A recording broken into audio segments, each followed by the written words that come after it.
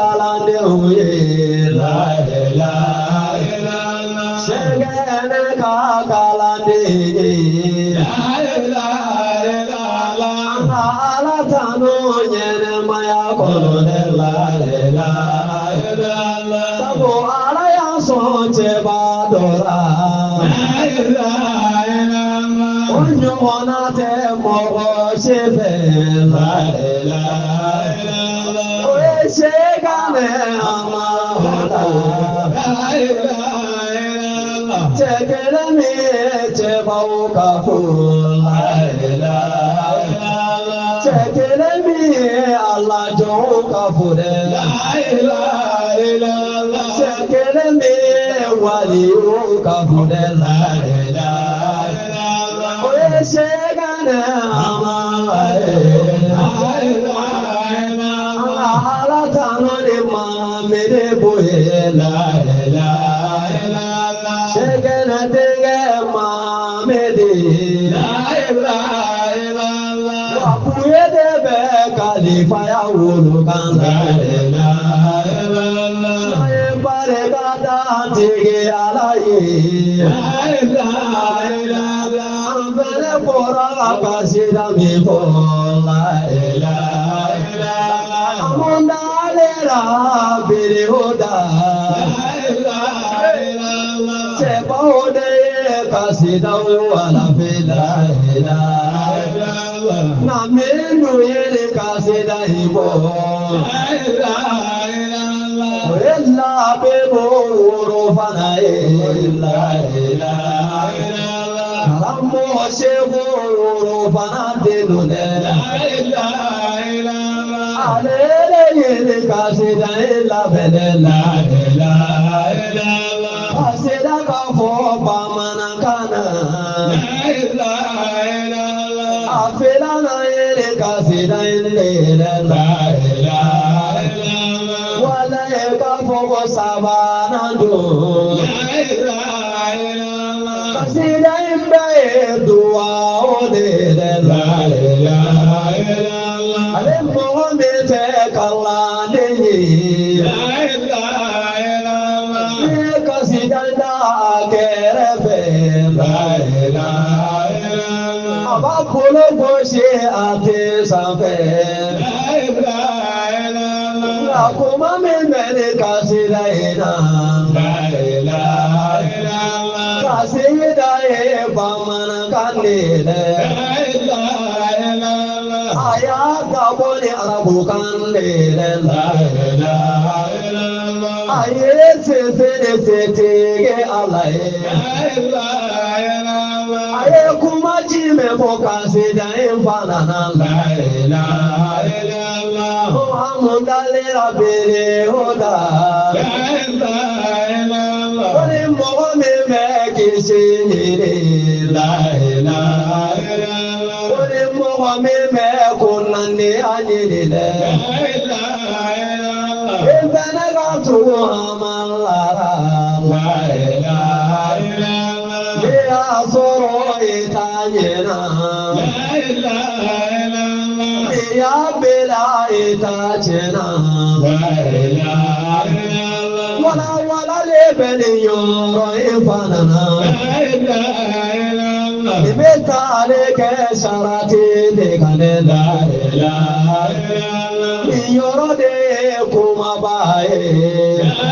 ilaha illallah Yeshagare kawuru de minere la ilaha illallah Tayinu ye kumameye la ilaha illallah Itamine kakila kabila de la ilaha illallah Sabone duye wuru de minere la ilaha illallah Kuni killa la iya bida la ilaha illallah Asura amagasa ya akuni la ilaha illallah Yorofu ile teni jiye ngono tun la ilaha illallah Endi midu be kunandi asima la ilaha illallah Alene tara magan kono la ilaha illallah Alene yermana madine kono la ilaha illallah Ṣẹ́gun fún ilé tẹ́ dògògòlò sàfẹ́tún láìlá. Wọ́n bí léèrè kùnà lé àdé mà. Kùnà kẹ́ra mọ̀ kiri lè láìlá. Ẹ̀ṣẹ̀ kẹ́lẹ́ ká tàrí ká yìnà. Ṣẹ́gun tó yẹ mọ̀ kiri lè láìlá. Mọ̀kàdámù tó yẹ mọ̀ kiri lè láìlá. Oye nyọ́rọ̀mù yẹ máa bèdè láìlá. Wàlé yóò lá máa bèdè láìlá. Dàkúyé dé kàlífà yẹ láìlá. Alákàwọ̀ lábá nyọ́rọ̀mù yẹ kọ́ láìlá. Alákàná jọ máa bèdè láìlá. Alákàwọ̀ sábà ti tàrí káyíká. Alákàwọ̀ lábá ti tàrí káyíká. Nípa ní máa kàlà ní òyò. Wọ̀nà olóyè nyọ̀rọ̀ bú ìdán. Àbíkú máa mi fọ́ àwọn tó fọ́. Wọ̀nà olóyè ní kàlífà ìdán. Àbí wálé mi kẹ́ ńlá tó kẹ́. Wálé yíwá dáfàrà nyọ̀rọ̀ bú ìdí ládẹ́. Sabuku ye bora Allah jode lade. Sabuku ye bora Allah kira ye lade. Ame ala tano nyere maya konona. Ama ala tano ni tugu kulu sampele la. Anzigile file majiri sekeneka. Yesego amala tuya Iga shegene kama jili sesigide O sigi fene siye keli Wali umite hamawi aye Oye oluka sigi bakire Ama alatano nyere maya konona. Ama sigiri foni fari foni nile. Ama sigiri foni lada ondile.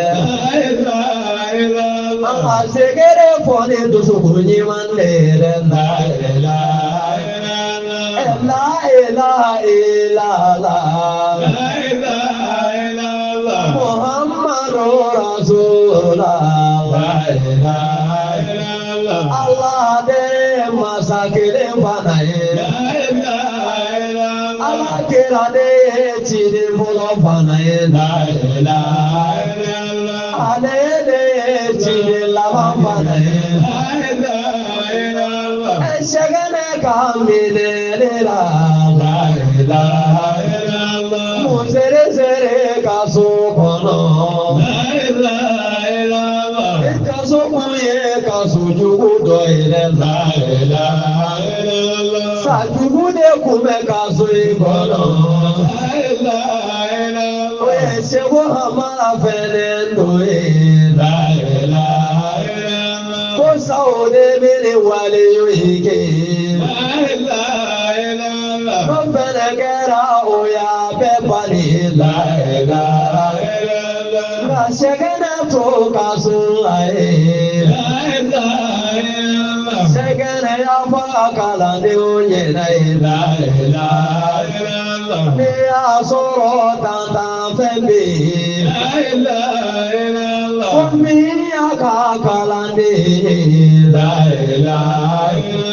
Kosa ode o bolo fanae. Aye kanto kala de oma. Amamodoro tamakande mewa. Manduru beta Allah Allah.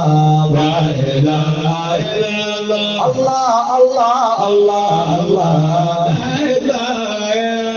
masa Allah ka kaba koye la ilaha illallah nazara mi mandu kilane la ilaha illallah oluyere tani yoro ikalama la ilaha illallah alaka osabate kalane aka la ilaha illallah sigi ko ni mesiri fufe la ilaha illallah wasiri fela de murido la ilaha illallah sajado adwa oke la ilaha illallah Allah mala wulude baruna la ilaha illallah alaka kesilame la ilaha illallah o alaka ke kalane la ilaha illallah ale boramena aga koye la ilaha illallah ibe bo fe dola ibe kaye la ilaha illallah ibi ke sando ngai to do la ilaha illallah wa au bora Allah kiramina le la ilaha illallah wa wallahi au keroye la ilaha illallah wa billahi au yado la ilaha illallah ya Allah kera sunan le la ilaha illallah sunanu me kalane unde fele la ilaha illallah ulode na toro menu soro ya la ilaha illallah sedigi ala toro beba la ilaha illallah ulode na here menu soro ya la ilaha illallah anti ala here jide la ilaha illallah ala ko be so si jani kene la ilaha illallah ala ko be so gari zige mana la ilaha illallah ala ko be so la ba go ni mana la ilaha illallah me ala kira horo maye la ilaha illallah se ko te jani joyoro ko so la ilaha illallah se gene ka kutubu ya farika la ilaha illallah yoro buye ka khalifa ya horo man la ilaha illallah la ilaha illallah la ilaha illallah wolle kutubu hamalla la ilaha illallah la ilaha illallah la ilaha illallah la ilaha illallah la ilaha illallah